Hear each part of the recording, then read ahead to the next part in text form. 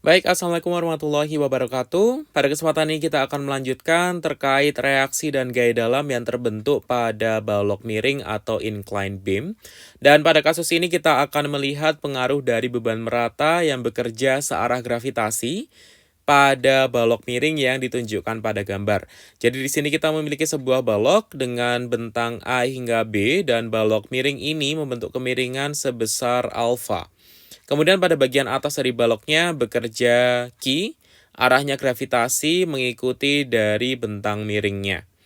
Di sini dapat kita identifikasi baik jarak mendatar maupun jarak miringnya. Jarak mendatarnya di sini ada L, kemudian untuk jarak miringnya kita di sini dapat L aksen. Di mana L aksen ini dapat kita hitung dengan L dibagi cos alpha. Nah, sama seperti sebelumnya, kita akan menguraikan terlebih dahulu dan melakukan ekivalensi beban terhadap sumbu lokal dan sumbu globalnya. Nah, di sini kita lihat mulai dari bebannya terlebih dahulu. Pada awalnya kita memiliki sebuah beban yang diberikan dengan warna biru ini sebesar Q. Nah, nilai dari beban merata Q ini dapat kita ekivalensikan menjadi beban terpusat. Nilainya nanti kita katakan sebagai P aksen. Nilai P aksen ini sama dengan Q dikalikan dengan L aksen. Jadi L yang digunakan adalah L yang miring. L aksen. P aksen sama dengan Q dikalikan L aksen. Nah, kemudian kita dapat uraikan P aksen ini menjadi P aksen arah vertikal sumbu lokal dan P aksen arah horizontal sumbu lokal. Nah, di sini untuk horizontalnya atau mendatarnya adalah AB, itu adalah sumbu lokalnya, kemudian vertikalnya arah yang ditunjukkan oleh kursor. Kita mulai dengan menguraikannya terhadap sumbu vertikal terlebih dahulu. Di sini kita peroleh P aksen cos alpha. Kemudian untuk yang mendatar atau X lokalnya adalah P aksen sinus alpha. Kemudian kita mengarah pada reaksi di titik A. Reaksi di titik A di sini awalnya itu terdapat RA.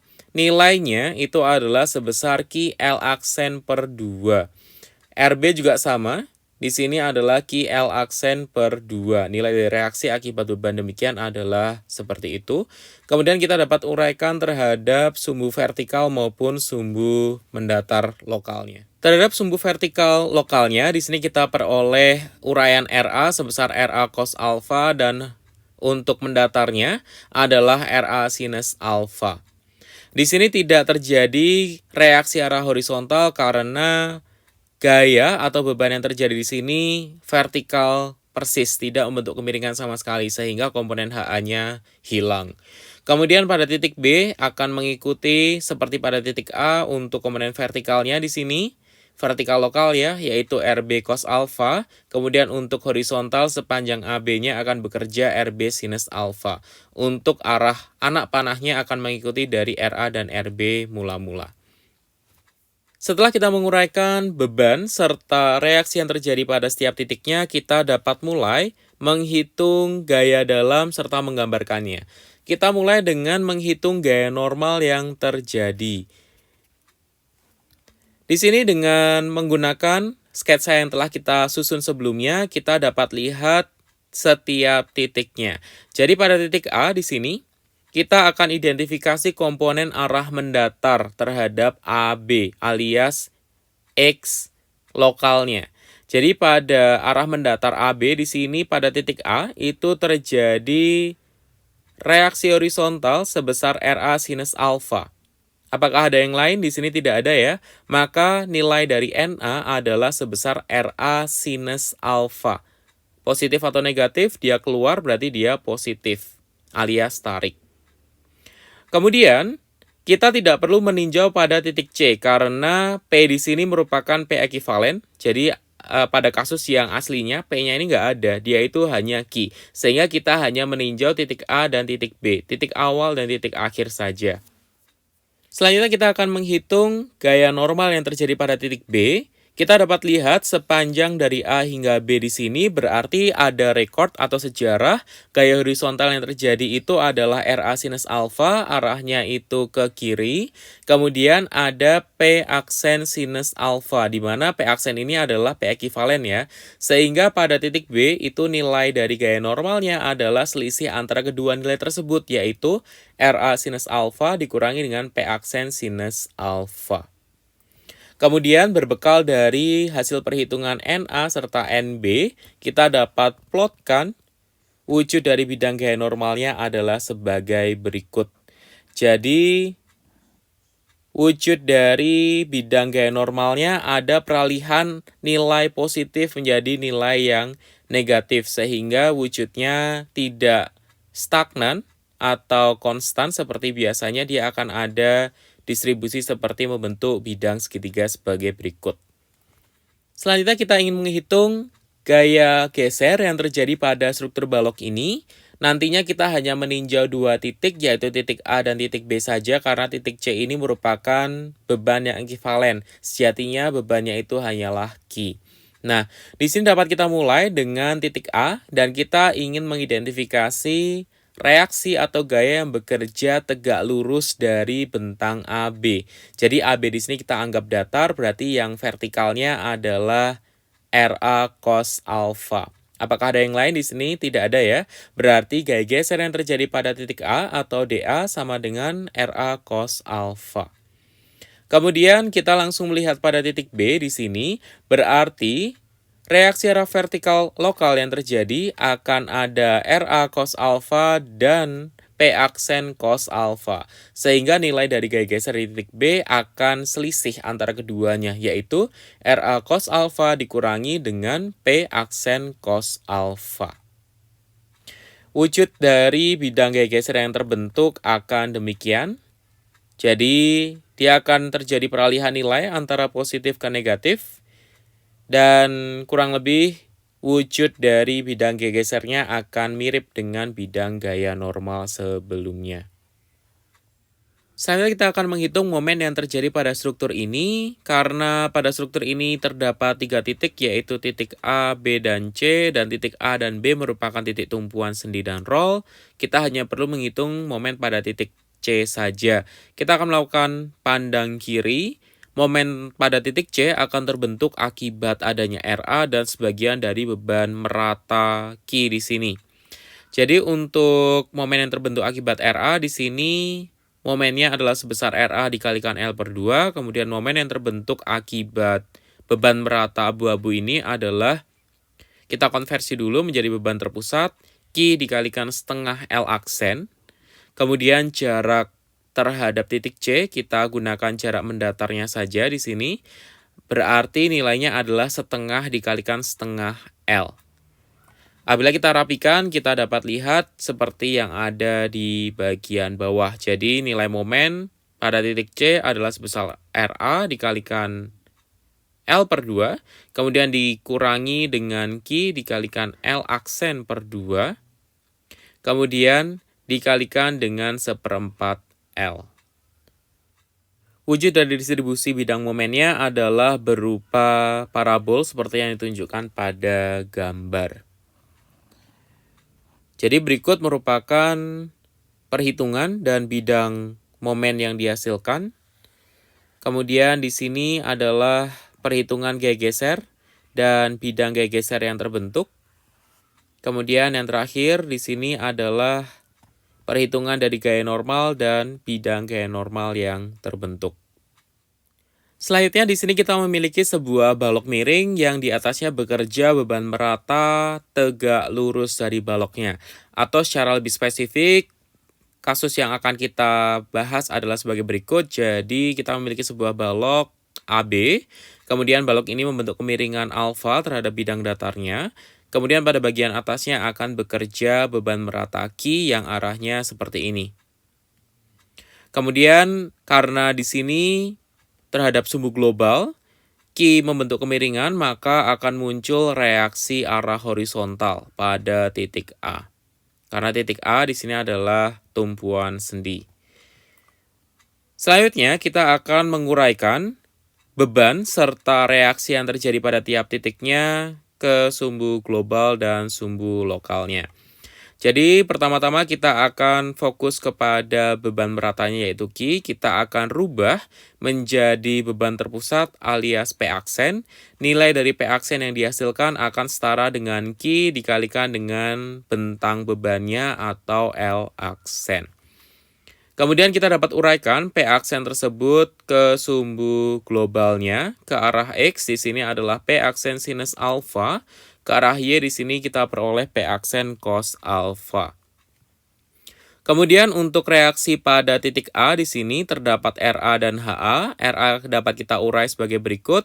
Jadi terhadap sumbu vertikal lokalnya di sini diperoleh RA cos alfa. Kemudian terhadap horizontal lokalnya di sini adalah RA sin alfa. Kemudian untuk HA di sini atau reaksi arah horizontal pada titik A terdapat komponen vertikal lokal adalah HA sin alfa dan horizontalnya atau searah dengan AB sebesar HA cos alfa. Kemudian kita terapkan hal yang sama pada RB di sini. RB terhadap vertikal lokalnya adalah RB cos alfa dan horizontal lokalnya adalah RB sin alfa. Balok ini memiliki komponen bentang miring dan bentang horizontal. Miringnya adalah L aksen dan horizontal globalnya adalah L. Di sini ada sedikit hint untuk menghitung reaksi pada titik B. Kita dapat berlakukan sigma momen di titik A sama dengan 0. Baik, di sini sigma momen sama dengan 0 berarti ada reaksi dan gaya yang berkontribusi pada perhitungan momen terhadap titik A, yaitu ada P aksen cos alfa membentuk jarak sebesar setengah L atau L per 2. Kemudian ada juga P aksen sinus alfa di sini membentuk jarak LV. Katakanlah di sini LV. Kemudian ada RB membentuk jarak L. Sehingga RB dapat dicari nilainya sebesar P aksen cos alfa dikalikan L per 2 plus P aksen sinus alfa dikalikan LV per L.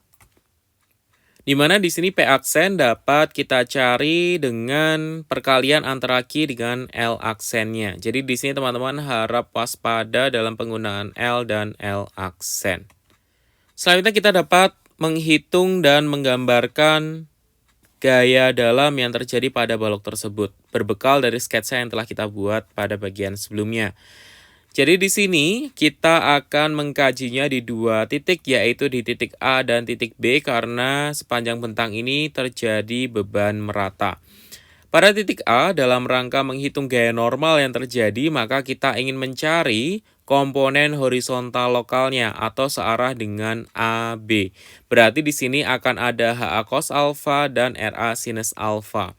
Karena RA sinus alfa di sini keluar dari bentangan AB, dia akan nilainya positif, dan HA cos alfa di sini nilainya negatif, sehingga nilai dari gaya normal pada titik A adalah sebesar RA sinus alfa dikurangi dengan HA cos alfa.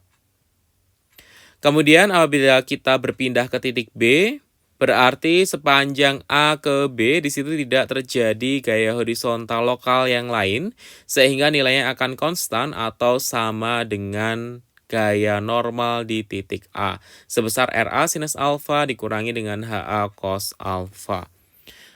Sehingga dengan mudah kita dapat menggambarkan bidang gaya normal yang terbentuk seperti yang ditunjukkan pada gambar berikut. Jadi dia akan membentuk sebuah distribusi yang linear konstan sepanjang A hingga B. Selanjutnya kita dapat menghitung dan menggambarkan gaya geser yang terjadi pada balok tersebut. Dengan sketsa yang sama, di sini dapat kita observasi pada dua titik, yaitu pada titik A dan titik B. Pada titik A kita akan mencari komponen vertikal lokalnya. Di sini akan ada RA cos alfa dan HA sinus alfa bekerja bersamaan pada titik A. Maka DA nilainya sama dengan HA sinus alfa ditambah dengan RA cos alfa. Kemudian apabila kita berpindah ke titik B, maka pada titik B di situ akan melalui adanya komponen vertikal lokal, yaitu P aksen. Jadi nilai dari gaya geser di titik B adalah sebesar HA sinus alfa ditambah dengan RA cos alfa dikurangi dengan P aksen. Di mana P aksen di sini nilainya adalah sebesar Q dikalikan L aksen. Berarti akan terbentuk distribusi yang berbeda dengan gaya normal sebelumnya. Berbeda. Jadi akan ada peralihan antara gaya geser positif menjadi gaya geser negatif seperti yang teman-teman lihat pada gambar berikut. Jadi pada sisi A akan terbentuk gaya geser sebesar HA sinus alfa ditambah dengan RA cos alfa. Kemudian pada sisi B akan terbentuk gaya geser negatif sebesar HA sinus alfa ditambah dengan RA cos alfa dikurangi dengan P aksen. Kita lanjutkan dengan menghitung dan menggambar momen yang terjadi pada struktur berikut ini. Jadi kita akan hanya menghitung momen pada sebuah titik di antara bentang A dan bentang B. Karena di sini bebannya itu merata dari ujung ke ujung, maka momen maksimumnya akan terjadi pada bagian tengah bentang dan distribusinya akan membentuk parabol. Berarti kita akan mencari tahu nilai momen yang terjadi pada titik yang ditunjuk oleh kursor. Berarti momen tersebut akan muncul akibat beberapa komponen. Di antaranya adalah ada RA, kemudian ada HA, dan ada pengaruh dari beban merata abu-abu ini yang hanya sebagian saja. Apabila kita breakdown, berarti momen yang terbentuk pada titik yang ditunjuk oleh kursor akibat RA adalah sebesar RA dikalikan jarak mendatarnya, L per 2. Kemudian akibat dari HA berarti momennya adalah sebesar HA dikalikan dengan jarak vertikalnya, di sini adalah LV. Kemudian momen yang terbentuk akibat sebagian dari beban merata di sini adalah sebesar, kita konversi dulu menjadi beban terpusat, berarti Q dikalikan dengan L aksen per 2. Kemudian jaraknya berapa? Jaraknya adalah sebesar setengah dikalikan setengah L aksen per 2 atau seperempat L aksen. Apabila kita tulis kembali, maka nilai momen pada titik tengah bentang ini adalah RA dikalikan L per 2 ditambah dengan HA dikalikan LV dikurangi dengan Q L aksen kuadrat per 8. Jadi demikianlah perhitungan dan bidang momen yang terbentuk dari strukturnya. Kemudian kita kembali ke atas, di sini adalah perhitungan gaya geser dan bidang gaya geser yang terbentuk. Kemudian ini merupakan wujud dari bidang gaya normal serta perhitungan gaya normal dari struktur tersebut. Selanjutnya di sini kita memiliki contoh lain, yaitu berupa balok miring yang di atasnya bekerja beban merata mendatar dengan arah gravitasi, atau secara spesifik ditunjukkan pada gambar berikut. Jadi di sini kita memiliki sebuah balok dengan bentang AB dan balok ini membentuk kemiringan alfa. Kemudian pada bagian atasnya bekerja Q sepanjang L. Nah, hal yang pertama kali dapat kita lakukan adalah kita akan mengekivalensikan beban merata ini menjadi beban terpusat dan kita akan uraikan beban serta reaksi yang terbentuk pada setiap titiknya terhadap sumbu global dan sumbu lokalnya. Kita dapat mulai dengan mengekivalensikan beban merata menjadi beban terpusat. Beban merata Q dapat kita ekivalensikan menjadi P aksen beban terpusat dengan arah yang sama ke bawah gravitasi sebesar Q dikalikan L karena bentang bebannya adalah L. Kemudian dapat kita uraikan terhadap sumbu lokal di sini vertikal P aksen cos alfa dan horizontalnya adalah P aksen sinus alfa. Pada titik A di sini dapat kita uraikan terlebih dahulu RA menjadi komponen vertikal lokal dan horizontal lokalnya. Untuk komponen vertikal di sini RA dapat kita urai menjadi RA cos alfa dan horizontalnya adalah RA sinus alfa. Kemudian pada titik yang sama terjadi reaksi arah horizontal yaitu HA. Kita dapat uraikan arah vertikalnya menjadi HA sin alfa dan untuk horizontalnya adalah HA cos alfa. Kemudian pada titik B di sini untuk komponen vertikalnya adalah RB cos alfa dan untuk komponen horizontalnya searah bentang AB adalah sebesar RB sinus alfa. Kita bisa mulai untuk menghitung gaya normal serta bidang gaya normal yang terbentuk dari struktur ini. Jadi apabila kita lihat di sini kita akan menghitung gaya normal yang terjadi pada struktur ini pada kedua titiknya yaitu A dan B saja. Pada titik A kita akan melihat komponen arah horizontal lokal berarti searah AB akan terdapat komponen HA, cos alfa, serta RA sinus alfa. Berarti nilai dari gaya normal pada titik A adalah selisih antara keduanya. Berarti NA sama dengan RA sinus alfa dikurangi dengan HA cos alfa. Kemudian pada titik B di sini berarti dia akan melalui P aksen sinus alfa sebagai komponen horizontal lokal. Berarti nilai dari NB sama dengan RA sinus alfa dikurangi HA cos alfa dikurangi dengan P aksen sinus alfa. Dan apabila kita gambarkan bidang gaya normalnya adalah sebagai berikut, berarti ada dua nilai yang berlawanan tanda, positif menjadi negatif, yang dihubungkan dengan garis linier atau garis lurus sebagai berikut. Selanjutnya kita dapat menghitung gaya geser serta bidang gaya geser yang terbentuk dari struktur ini. Kita akan melihat pada titik A, komponen arah vertikalnya yaitu HA sin alfa dan RA cos alfa. Berarti nilai gaya geser pada titik A adalah penjumlahan antara keduanya. Berarti DA di sini adalah sama dengan HA sin alfa plus RA cos alfa. Kemudian kita beralih ke titik B dan kita lihat apakah ada komponen arah vertikal lokal yang bekerja.